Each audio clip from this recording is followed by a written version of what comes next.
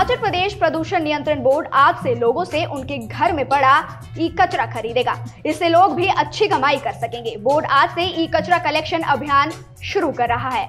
अभियान के तहत बोर्ड लोगों से ई वेस्ट कलेक्ट करेगा और लोगों को उसके बदले पैसे भी देगा। प्रदेश में ऐसा पहली बार हो रहा है। अभियान के तहत आज प्रदेश सचिवालय में कलेक्शन सेंटर खोला जाएगा। प्रदेश सचिवालय और आसपास के लोग अपने घर का ई वेस्ट यहां जमा कर सकेंगे। बोर्ड लोगों से बेकार हो चुके mobile phone, mobile charger, laptop, notepad, tablet, printer, power card, cable, computer, UPS, hard disk, landline, phone, charger, CRT, LED TV, fridge, washing machine, AC सहित 124 वेस्ट आइटम खरीदेगा। आईजीएमसी शिमला में बने हिमाचल प्रदेश के सबसे बड़े नर्सिंग कॉलेज को नए प्रिंसिपल मिल गए हैं। इसी कॉलेज में बतौर कार्यवाहक प्रधानाचार्य का चार्ज संभाल रही डॉक्टर संतोष मांटा को पदोन्नत करके उन्हें प्रिंसिपल बनाया गया है। सरकार ने 27 फरवरी को उन्हें पदोन्नत किया और सोमवार शाम को आदेश जारी किए गए हैं। Sister Nivedita government nursing college में basic BSc, post basic BSc, MSc nursing सहित क्लिनिकल साइड के विभिन्न कोर्सेज पढ़ाए जाते हैं। आपको बता दें कि डॉक्टर संतोष मांटा इसी कॉलेज की स्टूडेंट भी रह चुकी है। नगर परिषद हमीरपुर के पास अब तक 70 लाख रुपए का हाउस टैक्स जमा हो चुका है और नगर परिषद ने मकान मालिकों से आह्वान किया है कि वो हाउस टैक्स को लेकर 10% की छूट पाने के लिए 31 मार्च तक अपना हाउस टैक्स जमा करवा सकते हैं। इस अवधि के अंदर जो मकान मालिक अपना हाउस टैक्स जमा नहीं करवाएंगे उनके खिलाफ कार्रवाई भी की जाएगी।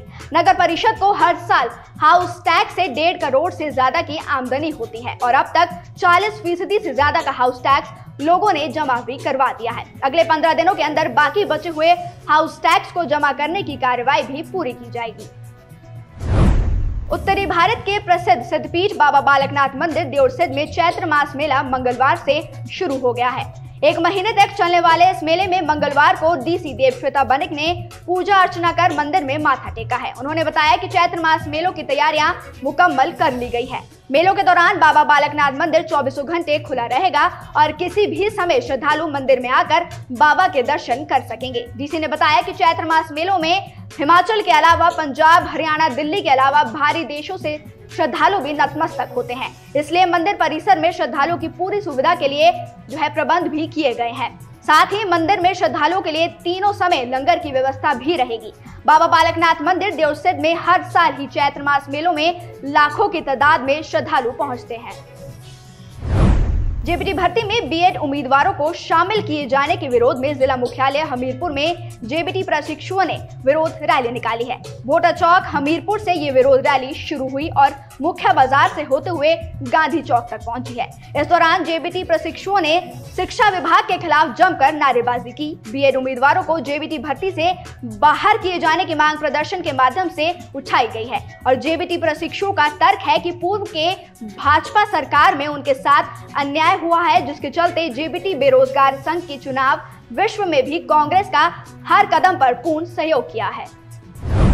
हिमाचल विधानसभा के बजट सत्र के पहले दिन मुख्यमंत्री सुखविंदर सिंह सुक्खू ने मंगलवार को वर्ष 2022-23 का लगभग 13,141 करोड़ रुपए का सप्लीमेंट्री बजट सदन में प्रस्तुत किया। इस पर बुधवार को चर्चा होने वाली है। उसके उपरांत इसे पारित भी किया जाएगा। सदन में सीएम द्वारा पेश अनुपूरक बजट में 1,433 करोड़ रुपए सेंटर की स्कीमों और 11,707 करोड़ रुपए स्टेट की योजनाओं के रखे गए हैं। सेंटर की स्कीमों के तहत अधिकतर राशि नई विकास योजनाओं के लिए प्रस्तावित की गई है, जिनके लिए केंद्र से इस वर्ष के दौरान धनराशि प्राप्त हुई है। विधानसभा सत्र के पहले दिन प्रश्नकाल से पहले विपक्ष के नियम 67 के अंतर्गत काम रोको प्रस्ताव की मांग की, जिसके अंदर भाजपा ने क्षेत्र विकास विधायक निधि की आखिरी किस्त जारी करने को लेकर चर्चा मांगी और इसके बाद सदन में गहमागहमी के बीच बहस चलती रही, मगर बेनतीजा बहस के बीच विपक्ष ने सदन से वॉकआउट कर दिया। नेता प्रतिपक्ष जयराम ठाकुर ने इस दौरान कहा कि विपक्ष ने नियम 67 के तहत काम रोको प्रस्ताव की मांग की और क्षेत्र विकास विधायक निधि को बहाल करने पर चर्चा करने की मांग की थी, लेकिन सरकार की ओर से गोलमोल जवाब देने की कोशिश भी की गई, लेकर विपक्ष ने वॉकआउट करने का फैसला लिया। केंद्रीय मंत्री अनुराग ठाकुर ने मंगलवार को राहुल गांधी पर निशाना साधा है। अनुराग ठाकुर ने कहा कि लोकसभा में कांग्रेस सांसद की उपस्थिति सांसदों की औसत उपस्थिति से भी कम है और वो विदेशों में जाकर कहते हैं कि उन्हें बोलने नहीं दिया जाता। ये देश का अपमान है, उन्हें संसद में आकर माफी मांगनी चाहिए। अनुराग ठाकुर ने मीडिया से बातचीत करते हुए कहा कि आज भारत एक वैश्विक महाशक्ति के रूप में उभर रहा है और G20 की अध्यक्षता कर रहा है। ये सभी चीजें भारत की प्रगति को दर्शाती है, लेकिन दूसरी ओर राहुल गांधी भारत को अपमानित करने का कोई मौका नहीं छोड़ रहे हैं। हिमाचल प्रदेश भाजपा के महामंत्री त्रिलोक कपूर ने राज्य की कांग्रेस सरकार को चुनौती दी है कि वो कांगड़ा जिले में आने वाले पालमपुर को अलग जिला बनाकर दिखाए। अगर सरकार ऐसा करने में कामयाब हो गई तो वो राजनीति छोड़ देंगे। पालमपुर में पत्रकार वार्ता में त्रिलोक कपूर ने ये बात कही है। उन्होंने कहा कि मौजूदा मुख्यमंत्री सुखविंदर सिंह सुक्खू और मुख्य संसदीय सचिव आशीष बुटेल अपने कार्यकाल में पालमपुर को अलग जिला बना नहीं सकते हैं। त्रिलोक कपूर ने कहा कि सीपीएस 3 महीने की अवधि में पालमपुर को 200 करोड़ रुपए के प्रोजेक्ट मिलने संबंधी तिथिवार दस्तावेज सार्वजनिक करे। उन्होंने आरोप लगाया है कि विधायक मात्र झूठ बोलने का कार्य कर रहे हैं। जल शक्ति विभाग द्वारा जो 135 करोड़ रुपए की स्वीकृति प्रदान की गई है, उसके लिए तत्कालीन जल शक्ति मंत्री महेंद्र सिंह द्वारा प्रयास किए गए थे।